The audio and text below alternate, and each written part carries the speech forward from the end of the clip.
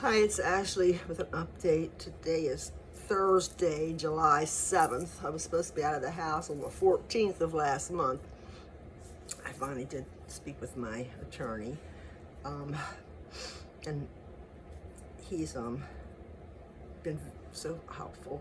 I have some movers coming over tomorrow, and I could really, if anybody lives nearby, I could really use some help. It's just me, and I've got to pack up some more stuff. So because I've got this one shot with help, yeah, people don't call because they're afraid I'm going to ask them if I can stay at their houses, which I wouldn't do because I have issues asking for help.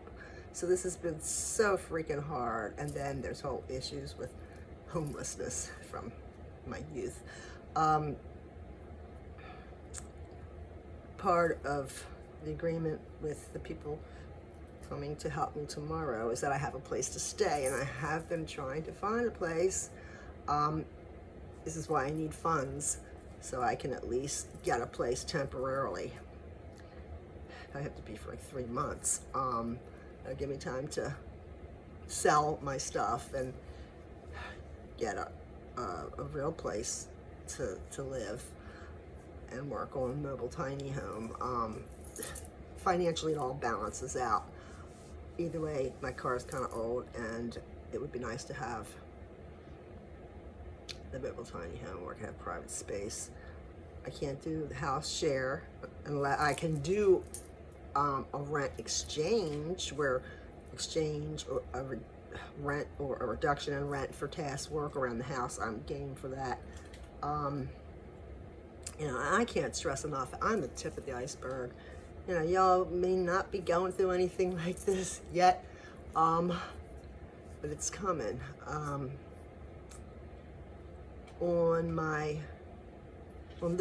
Actually in the text updates, there should of this fundraiser, and on my website, should be what I'm looking for, what I would need. I'm pretty flexible with most issues, what I can bring to a housemate type situation, and how I can save you some money at the same time. If you're paying for daycare or adult daycare to a point, I'm not a nurse, I'm not real good with the wiping on the butts, but I can clean, I can repair, I can cook, I can entertain. There's a lot I can do. Drive. I am still applying for jobs, but you do a credit check, and it's really hard. So I am gonna post a couple more videos, one on and helping people understand, because people totally cannot factor in, number one, the fact I am totally alone. No one comes to visit. There's no relatives. It was, like I said, pretty much just Sid and I, and the relatives that we do have, you probably don't want much to do with. The one thing we had in common was we both had to sue our brothers in court after helping them out and then them burning us. And that was before we ever got together. And I tell you, they both have issues with entitlement. White male entitlement. And the funny thing is, well, my brother's Greek, so anyway, so I'm going to put, it's important that you understand how isolated I am. And when I say other people have hung themselves a long time ago, it's not a joke. I've been through a whole lot in my life. I'm an advocate for seeking and maintaining good mental health, and I don't see what is wrong with trying to identify our own personal maladaptive thoughts and behaviors that hold us back and keep us from enjoying life more. It's very important. So mental health, and I really want to push people to stop saying, I cannot imagine. I've said this in a few videos, because we cannot imagine what other people are going through, especially in some crisis. If you've got kids, aunts, uncles, parents, family, grandchildren, you cannot imagine what it's like not to have any of them. And the domino effect in other areas being alone has. You know, the demographics of the prime victim, I pretty much fill.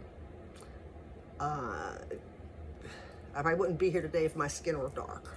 Let me just say that. And it's very hard for like regular heterosexuals to see how lesbians or anybody, LGBTI people, how they are discriminated against. It's just so hard to explain the enculturation, the values that we're brought up with. It's very hard unless you've been trained or have practiced seeing past your nose, seeing a situation from different perspectives, cultural perspectives, religious perspectives. You know, and what other people do in their beds, their religions, what they believe is really irrelevant. And we should stay out of other people's business. If they're doing the best they can, they're not hurting anybody, they're trying to, you know, give back in their own struggles, you know, leave people alone, man. And one of the questions I have, how many incidents does it take before a situation is considered community stalking? Is it 2, 3? The people are from the same community, same group. Like the other Karen, knowing that the security system's down, her ass gonna be climbing up, trying to reach her fat neck through up on my deck and then reaching for my puppy, my dog. Stay away from my animals, people. I will hurt you. But sorry. And how PTSD really affects your overall and day-to-day functioning. You know, when that response is elicited, somebody could get hurt. Like I said, I have no intentions of it being me. It hasn't been yet. 3 stalkers, 4, 5, 6 Karens. I've caught 2 peeping Toms.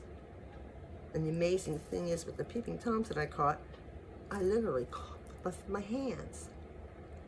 I'm pushing them. I guess they're in shock. I did, you know.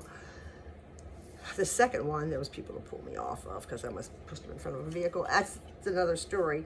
But I also want to touch on the ADHD. Like I said, up until, you know, right before Sid died, Sid's death, really, up until that time, my ADHD was more amusing than anything. It was pretty much under control.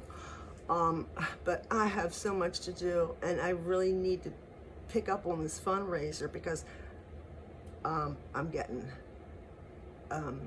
insufficient fund fees. I said I canceled all my insurance like 2 months ago, almost 3 months ago, and I'm still getting hit with freaking fees. And so if the one guy who I've got different health insurance from, they were supposed to help me with something last year, nobody did. And I'm like, I don't need life insurance. Who am I going to leave it to?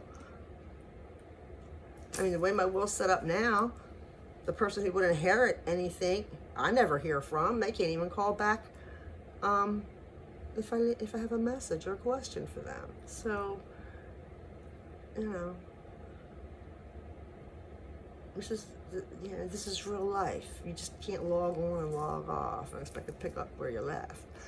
It's just so hot. I know I need a place to be able to stay 3 months. And if I get a place for only 6 months, it's gonna have to be like either 3 months or 10 months. If I do something for 3 months, you know, I have to be moving because otherwise it's gonna be winter. And I need to get an attorney for the whole dog situation. There's some civil suits coming.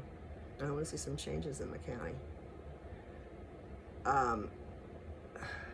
But the stress has just been unbelievable, and I miss Sid so bad, and I miss my dog. You know, So anyway, thank you all. Please share. I mean, even if it's like, if people could even give 5, 10, 20 bucks, I'd appreciate it. And share again. I'm going to post more videos.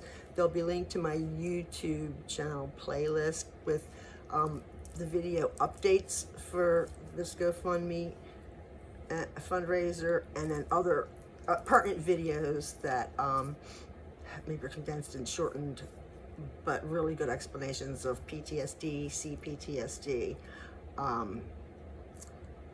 and ADHD, community stalking, the kind of harassment that LGBTQ plus people go through. Again, thank you.